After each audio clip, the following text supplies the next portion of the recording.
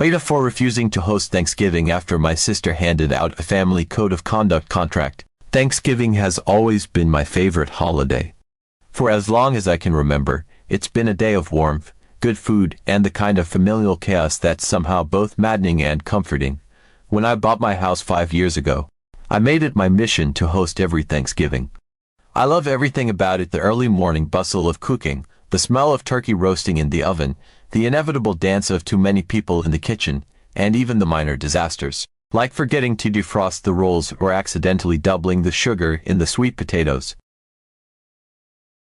The tradition has grown over the years. My parents, siblings, cousins, and their families all gather under my roof, and it's become something of a highlight in our family calendar. It's chaotic, yes, but it's my kind of chaos. There's always a lot of talking, people talking over each other, kids squealing as they chase each other through the house, someone inevitably laughing too loud in the kitchen. It's not perfect, but it feels like home. This year, though, things took a turn I never saw coming.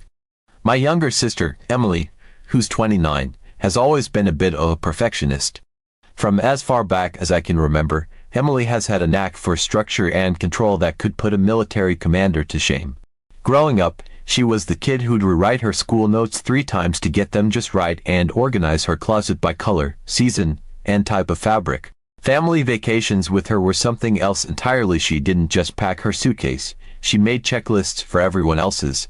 And when we hit the road, she'd hand out laminated itineraries complete with estimated travel times, scheduled rest stops, and suggested activities ranked by priority. I remember once laughing when she made us all vote on which beach umbrella to rent because she had ranked them based on proximity to the snack bar and potential for afternoon shade. It was just Emily being Emily, over the top, a little exhausting, but undeniably efficient. As we've gotten older, her need for control has stayed the same, but I've learned to take it in stride. It's her nature, and most of the time, it's harmless. Sure, there were the occasional moments when she'd push her helpfulness a little too far, like the time she insisted on reorganizing my spice cabinet during a dinner party or made me redo my wedding seating chart 3 times because she didn't think the flow worked. But for the most part, I just let it roll off my back. That's Emily. You love her for it, or in some cases, in spite of it. But this time, she took it to a level I didn't think was possible. 2 weeks before Thanksgiving, Emily called me out of the blue. Her tone was warm and casual, almost suspiciously so. "Hey," she started, with the kind of false nonchalance that immediately makes you feel like something's up. "I know hosting Thanksgiving is a ton of work for you. I was thinking maybe I could help bring a little more order to the day this year." I blinked, caught off guard. I mean, hosting Thanksgiving is a lot of work, but I've been doing it for 5 years now, and while it's chaotic, I've never felt like it needed order. Still, Emily offering to help. That was new. I'll admit, for a moment, I was relieved. Thanksgiving with 20 people under one roof is no small feat, and even though I love doing it, any extra set of hands is always welcome. My mind immediately jumped to practical things she could take off my plate. Maybe she wanted to coordinate who would bring which dishes, or maybe she was volunteering to help with cleanup. Those are the kinds of things I'd appreciate. "That sounds great," I told her, grateful for the offer. "I'm all for anything that makes the day run smoother." "Oh, perfect," she said, her voice practically crackling with excitement. "I've already started putting some ideas together." That should have been my first red flag, but I didn't think much of it at the time. Emily loves to plan, it's her thing. I figured she'd send out a group text or maybe a Google Doc to help organize the food. Little did I know what she had in store. A week before Thanksgiving, Emily showed up at my house unannounced. She had a stack of papers in her hands and an almost unnerving look of satisfaction on her face. "I've got something that's going to make this the best Thanksgiving ever," she said as she handed me the papers. The title of the document alone made me pause: Family Code of Conduct for Thanksgiving 2024. At first, I thought it was a joke. I actually laughed and said, "Oh, this is funny. Did you make this for kicks?" But Emily's face was very serious. "It's not a joke," she said. I've put a lot of thought into this. Every year, Thanksgiving feels so chaotic, and I just want to make it more enjoyable for everyone. I started flipping through the pages, and I couldn't believe what I was reading. This wasn't just a list of helpful suggestions, it was a full-blown manifesto. The pages were meticulously formatted, with sections, subheadings, and bullet points that outlined, in excruciating detail, her vision for a more harmonious Thanksgiving. The tone of the document was serious, almost corporate, like something you'd expect to receive at a mandatory workplace seminar rather than a family holiday. The words Code of Conduct were bolded and underlined at the top of the first page, as though this wasn't just a holiday gathering but a legally binding agreement. The opening paragraph set the tone. It read, "Every year, Thanksgiving has the potential to be a joyous and fulfilling day, but disorganization and unchecked chaos often undermine the experience. This code of conduct is designed to ensure that all family members can enjoy a peaceful, productive, and respectful holiday." I nearly dropped the papers right then and there. Peaceful, productive, and respectful. It sounded less like a holiday and more like a corporate retreat. As I continued reading, it became clear that Emily hadn't left anything to chance. The manifesto was divided into neatly labeled sections, each dedicated to a specific aspect of the day. There were bolded subheadings, numbered lists, and even italicized notes for emphasis. It was the kind of thing you'd expect from a control freak with too much time on her hands, and Emily fit the bill perfectly. Some of the highlights included a ban on overlapping conversations at the dinner table. Emily explained, in a section titled Conversation Etiquette for Group Harmony, that the noise level during past Thanksgivings had been counterproductive to meaningful dialogue. Her solution? A rule against overlapping conversations. Instead, she proposed that we take turns speaking, like in a respectful debate club. To make sure this system worked, she suggested introducing a signal raising a hand, no less when someone wanted to speak. The thought of a room full of adults sitting in silence, hands raised like elementary school students waiting to be called on, was almost too much for me to process. I could barely suppress my laughter. A prohibition on political or controversial topics. According to Emily, these topics were conversation killers that created unnecessary tension and detracted from the holiday's purpose. There was an entire subheading dedicated to this rule, titled Fostering Inclusive and Neutral Conversations. To enforce it, she appointed herself as the final arbiter of what constituted a heated discussion. If a conversation started veering into territory she deemed too divisive, she reserved the right to intervene and shut it down. There was even a bullet point that read, "Should tensions arise, all parties will pause for a moment of reflection before resuming the discussion in a calmer tone." A dress code of smart casual. Emily argued that holiday photos were family heirlooms in the making and that people should put some effort into looking polished. There was a paragraph emphasizing the importance of aesthetic cohesion in family photos, complete with a note that said, "Sweatpants, athletic wear, and graphic t-shirts are not appropriate attire for a family gathering of this significance." She described the dress code as smart casual but left room for interpretation, adding that earth tones and classic patterns were preferable to anything too trendy or bold. Assigned seating. Under the heading Optimizing Seating Arrangements for Maximum Compatibility, Emily detailed how she had meticulously planned a seating chart to minimize conflicts and maximize interpersonal connections. She claimed to have considered everyone's personalities, strategically placing individuals next to those with whom they were most likely to enjoy meaningful conversations. Naturally, she positioned herself at the head of the table, ensuring she could guide the flow of discussion and oversee the overall atmosphere of the meal. A strict schedule. Perhaps the most baffling part of the document was the detailed timetable Emily had created for the day. It broke Thanksgiving into 15-minute increments, starting from the moment guests arrived and ending with a designated departure window. There were scheduled conversation breaks to prevent what she called verbal fatigue, a concept I didn't even know existed. There was a bullet point about allocating exactly 30 minutes for dessert and a reminder that any deviations from the schedule would require prior approval to ensure the day's flow remains intact. The deeper I got into the document, the more absurd it became. Emily had thought of everything, or, more accurately, overthought everything. There were even footnotes explaining the reasoning behind some of the rules. as though she expected pushback and wanted to preemptively defend herself. For example, under the dress code section, there was a note that read, "Studies show that dressing appropriately for events can boost confidence and foster a sense of unity among attendees." Under the assigned seating section, she cited research on social dynamics as justification for her carefully curated chart.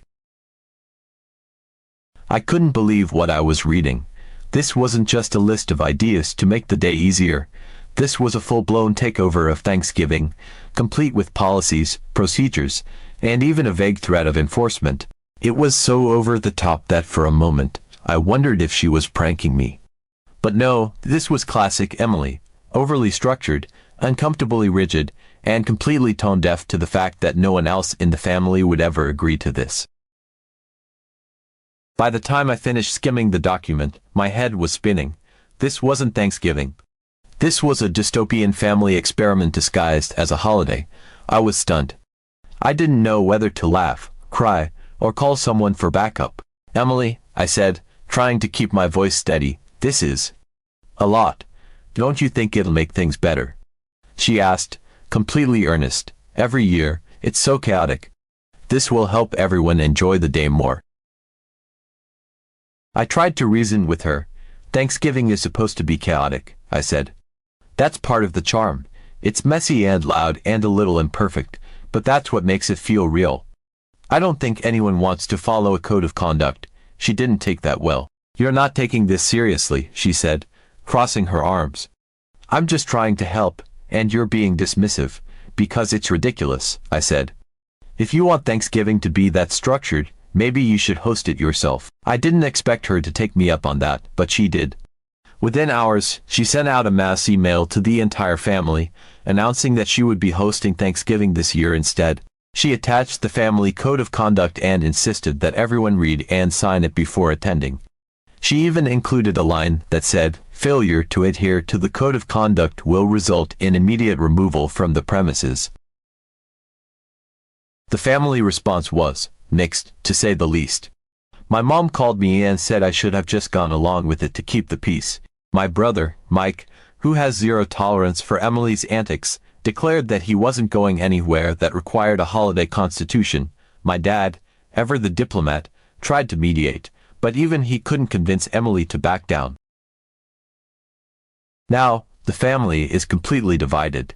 Some people are siding with Emily, saying I overreacted and should have let her implement her improvements. Others think Emily has gone off the deep end and are refusing to attend her hyper-regulated Thanksgiving. And me? I'm stuck in the middle, feeling like the bad guy for standing my ground. Should I have just humored her for the day? Should I have let her turn Thanksgiving into a regimented experiment in family dynamics? Or was I right to put my foot down and protect the chaotic, messy, imperfect tradition I hold so dear? One thing's for sure, Thanksgiving will never be the same. Update. After reading the family code of conduct from start to finish and sitting in stunned silence for a solid 10 minutes, I decided I couldn't let this slide. It wasn't just about me. I knew my entire family would lose their minds if they had to deal with Emily's holiday dictatorship. I also knew that this wasn't something I could quietly dismiss or handle one-on-one with her. Emily wasn't going to back down unless she was faced with overwhelming, undeniable proof that her rules were, in fact, ridiculous. If it were just me saying it, she'd write me off as overreacting, but if the entire family spoke up, she'd have no choice but to face reality. That's when I got the idea to bring this up in the family group chat. We've had this group chat for years. It's where we plan birthdays, holidays, and random get-togethers. It's also a place where we've hashed out arguments before, so it felt like the right forum for this. Plus, Emily was in the chat, so there'd be no behind-the-back conversations or accusations of gossiping. Everything would be out in the open. I grabbed my phone, opened the chat, and typed out a message. I decided to keep it direct and to the point, at least to start. I said something like, "Hi everyone, quick question. Does anyone actually agree with Emily's Thanksgiving rules? I just read her code of conduct, and honestly, I'm struggling to understand how this is supposed to make the day better.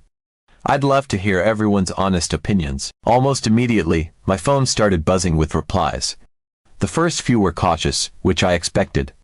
Nobody wanted to be the first to outright criticize Emily's plan, especially knowing she was in the chat.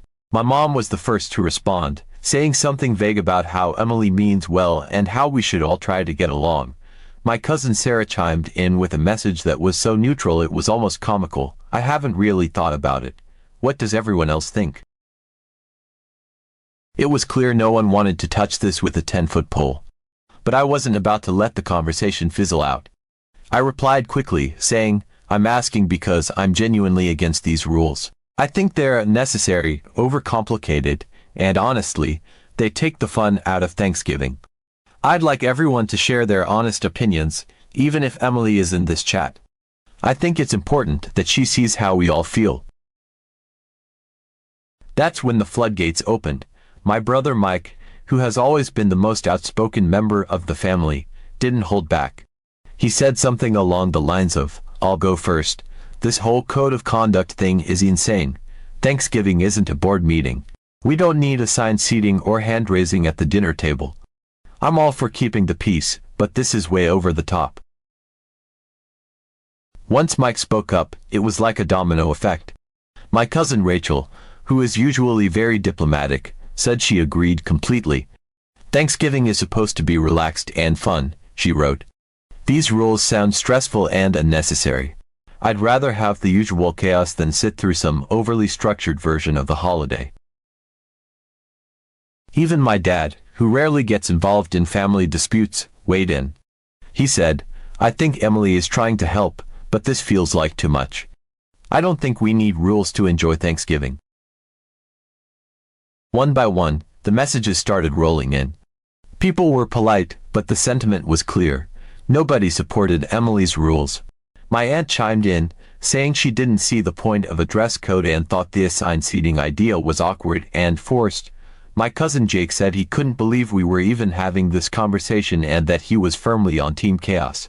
Even my mom, who had initially been neutral, eventually admitted that she didn't think the rules were necessary but was trying to avoid conflict. The more messages came in, the more validated I felt. For the first time since Emily dropped this bombshell on me, I didn't feel alone. It wasn't just me who thought her plan was absurd, it was everyone. And then Emily joined the chat. Her first message came in hot. She said something like, wow, I see everyone's true colors now. I can't believe how dismissive you're all being.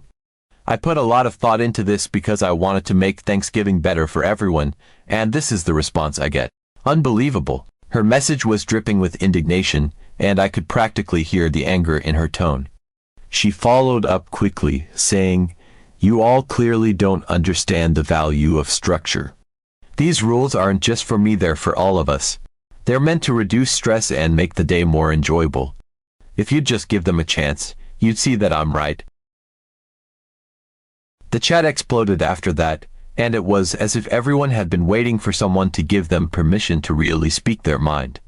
My brother Mike, always the first to call things out for what they are, wasted no time. His message was sharp and to the point, saying something like, Emily, no offense, but it's pretty clear that the only person who wants these rules is you. Everyone else here is saying the same thing. We don't need them.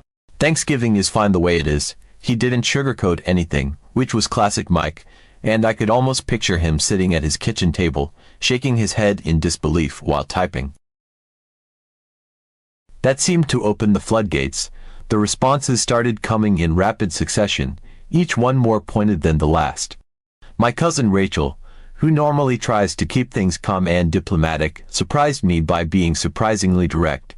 I agree with Mike 100%. These rules feel like they're adding more stress, not less, she wrote. Thanksgiving has always been chaotic, sure, but it's a good kind of chaos. It's the kind that makes it feel alive and fun. Trying to force structure on it like this just makes it feel cold and weird. Then my aunt, who rarely gets involved in family drama, chimed in with a pointed critique of her own. I've hosted plenty of Thanksgivings over the years, and let me tell you, no one wants to feel like they're attending a formal dinner party with seating charts and rules about what they can talk about. It's Thanksgiving, not a wedding reception. The whole point is to relax and enjoy each other's company. Even my dad, who almost never takes sides in family disagreements, stepped in with his own take. His message was measured but firm, exactly what you'd expect from someone who prides himself on being the voice of reason.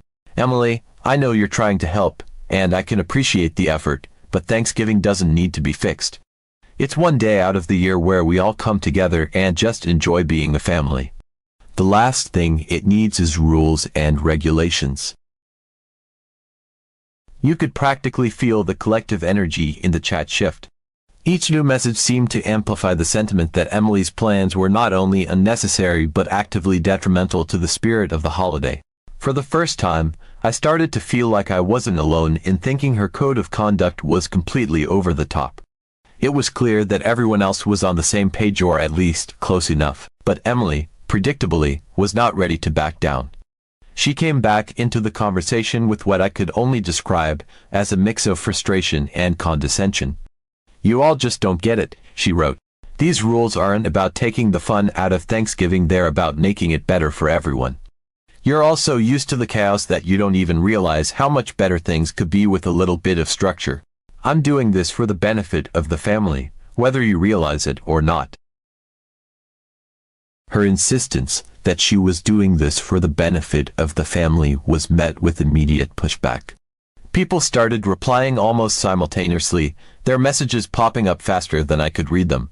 My brother Mike was the first to respond, saying, "Emily, I think the problem here is that you're the only one who thinks these rules would make Thanksgiving better. Everyone else is perfectly happy with how it's been for years. Just because you think it's chaotic doesn't mean the rest of us do."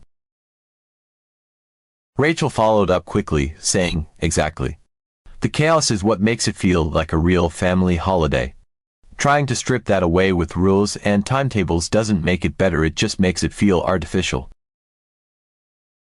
Even my usually quiet cousin Jake, who rarely contributes much to the group chat, couldn't resist chiming in. "Emily, no offense, but the only person these rules seem to be benefiting is you.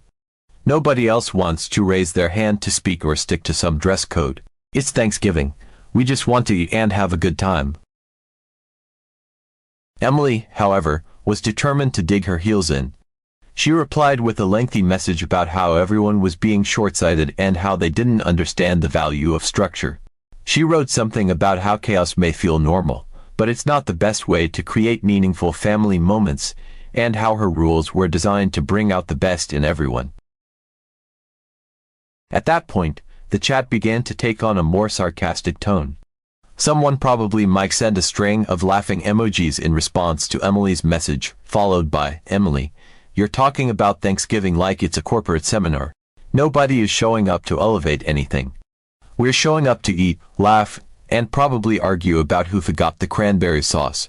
That's the point." Others started piling on, echoing Mike's sentiment but with a mix of humor and exasperation. Rachel wrote, "Honestly, if Thanksgiving turns into a formal event with a dress code and assigned seating, I'm going to miss the chaos of Uncle Bob spilling gravy all over the table. That's what makes it memorable." Someone else joked, "Can't wait to see who gets assigned to the optimal personality compatibility section of the table. Do we get a certificate of approval at the end?" Someone else joked about showing up in pajamas just to spite the dress code. Even my usually quiet cousin chimed in, saying, "Can't wait for Emily to whip out the PowerPoint presentation during dessert." Emily's frustration was palpable, even through the screen. She kept trying to defend her rules, insisting that the family didn't know what was good for them and that her plan was a gift they weren't appreciating. But by this point, the mood in the chat had shifted entirely. People were no longer just disagreeing with her, they were laughing at the absurdity of the whole situation. The harder Emily pushed, the more it became clear that no one else was on her side. Emily tried to keep arguing, but it was clear the tide had turned. No one was on her side. The more she pushed, the more people pushed back, and by the end of it, she was clearly furious. Her last message was something like, "Fine, do whatever you want. Don't come crying to me when Thanksgiving turns into a disaster." Later, we agreed with my family to celebrate as usual. We also invited my sister. She said she would think about it.